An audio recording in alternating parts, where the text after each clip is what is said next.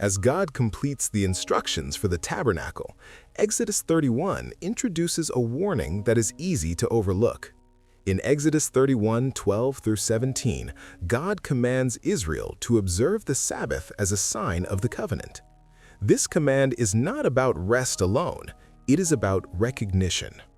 The Sabbath declares that God is the source of life, provision, and identity. To ignore it is to treat God's presence as optional. Covenant relationship requires rhythm, remembrance, and submission to God's order. The seriousness of this command reveals that holiness is sustained not only through dramatic acts of worship, but through faithful obedience in ordinary time. God's presence must be honored consistently, not selectively. When spiritual rhythms are neglected, reverence erodes. The Sabbath teaches Israel to stop striving and trust God's sufficiency. Disregarding it reveals a heart tempted towards self-reliance. This danger is echoed in John 12:20 through 26, where Greeks approach Jesus seeking understanding. Jesus responds not with explanation, but with a declaration about sacrifice. In verse 24, he says, "Unless a kernel of wheat falls to the ground and dies, it remains only a single seed." God's presence is not revealed through curiosity alone, but through surrender. Those who wish to follow Christ must be willing to lose life in order to find it. Casual interest cannot sustain discipleship.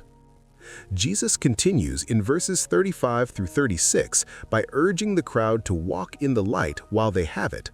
Delay in obedience leads to darkness.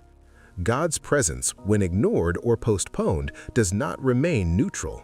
Faith must respond while truth is clear.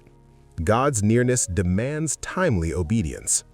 Psalm 52 provides a sharp contrast between trust in power and trust in God.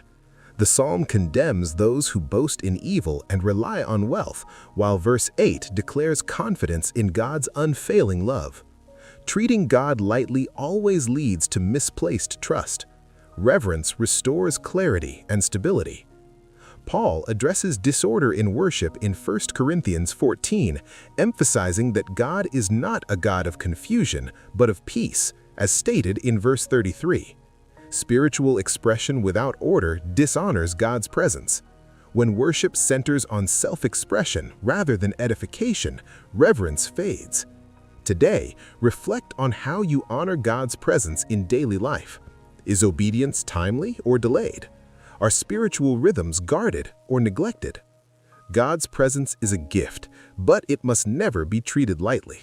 Walk today with reverence, discipline, and trust, honoring the God who chooses to dwell among His people.